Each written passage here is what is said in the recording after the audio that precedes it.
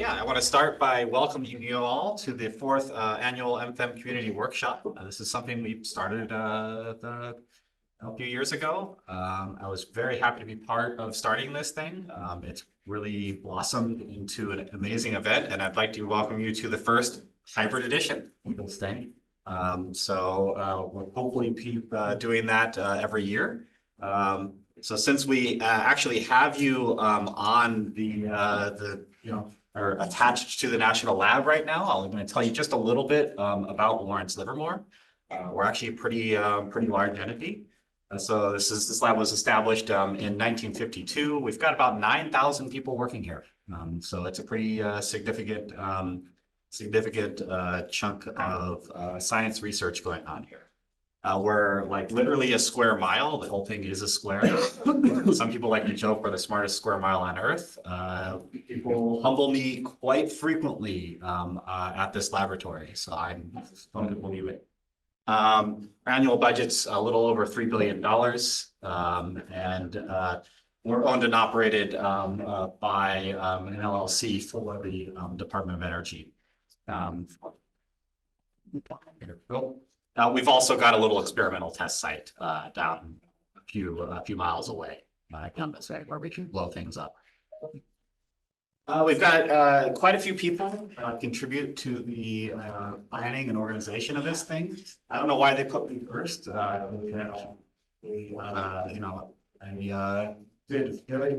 a lot less of the work this year, but obviously Zanio it was very key in this. I also want to call out Haley and Holly for all of the work that they put into this. They really tirelessly are helping on all of this. So they really help a lot in the organization. People. Just to flash up the agenda, I'm not going to go point by point on this, but we're running Tuesday through Thursday here. Some things I'd like to call out, we're having talks after the welcome. Got to call out lunches and breaks, 10 o'clock. Tomorrow morning, we're going to be doing the Viz Contest Awards. So be prepared for that. Those were always very interesting. And then on Thursday, we're going to be having office hours. So we'll answer all of your burning questions about MFEM and tell you why we've done the things the way we've been doing things, and listen to potential features that you're looking for. Is that it? Yeah, just wanted to point out, it's not on this agenda, but Thursday afternoon is open for unstructured meetings. If you notice something during this meeting where you would like to talk more with the developers or in a smaller group, Thursday afternoon is open for that. Yeah, one of the things that's great about this workshop, it's been a lot of interaction with the community through this workshop. We've also got a Slack that you can get on, and we do a lot of interaction with folks remotely via that. The MFEM team should be on there answering questions the whole time. So go ahead and move on. As I mentioned, we've got the simulation and visualization contest coming up tomorrow morning. I'm looking forward to seeing the results from that. So selections, I believe, have been made at this point. I don't think we're taking last minute entries. Can anyone correct me on that? I don't think so. No. No. Okay. Winners been selected. So you can see some pictures from previous winners. Just to let you know, these the images will show up on our website. Not necessarily just the winners. Anything that looks great is going to show up on our website and our carousel. This is one of our secrets for collecting all of our best images. So please donate those to us, and we'll put them on display. Just a fefew notes. You can download virtual backgrounds. If you go to the workshop page, there's a bunch of resources. So if you want to have the virtual background up for your presentation, we recommend that. And as I mentioned, we've got a lot of other things going on, both online and here. So if you go to, you can always stay in contact with us on discussions. Oh, I think that's old. I don't think we're looking for an MFEM reviewer. My bad. And then finally, in addition to this workshop, we plan FEM and LLNL seminars. So we try and give a seminar every about one every month. And a lot of the times we get a lot of our seminar speakers from this event. So if you guys are interested in presenting and you don't already have a talk, or you want to do a longer form talk of something you've been presenting here today, go ahead and email us at mfem@lnl.gov, and we can get you slotted in for one of our seminars. Okay, so to get here, you guys all took a survey. Hopefully you did. And I like to present the results of the survey just to get a sense of what folks are thinking, and give you guys a sense of that as well. So for the raw numbers, I think we've got 221 participants from 27 countries and 103 organizations. This is about what that looks like. 13 different companies. So this is something that's growing. Companies are starting to use MFEM more and more, and that's something that's very much in my interests. I'm very much an industrial collaboration guy. Obviously 10 national laboratories, and then of course, all over the place in universities. We're very university-friendly code. So I pulled the United States participation is about 60% of folks, but I pulled them out of this pie chart so we could see some of the other countries involved. So India, Germany, China, and the UK are sort of the big players, as well as some in Canada. Good to see people from all over the world coming to this event. This is also something I'm always very interested in seeing. So almost 2/3 of you either have a little bit of experience with MFEM or no experience with MFEM. So you guys are new users. I'm really glad to see that. We're always looking for new users. And we've got a lot of resources for new users to start getting sort of up to speed on MFEM. It can be, there's a lot to learn about how to use MFEM. You can get started really fast, and then you can learn more and more as you go, and do more and more interesting things with it. So it's really interesting to see that we got almost 2/3 of our folks that are new to MFEM. Okay. This is one that some of our more C++ evangelists are probably happy to see. So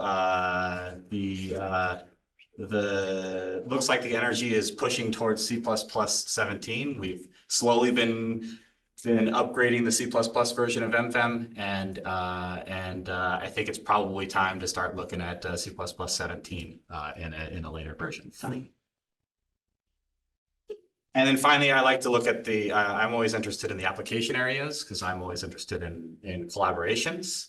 One of the big newish ones is design optimization. We've got a lot of work in automatic differentiation going on right now. So I think that's going to be a big player there. Fluid flow has sort of taken off since Julian put together our mini app, our Navier mini app. Data science is another sort of big on the rise topic that folks are using MFEM for.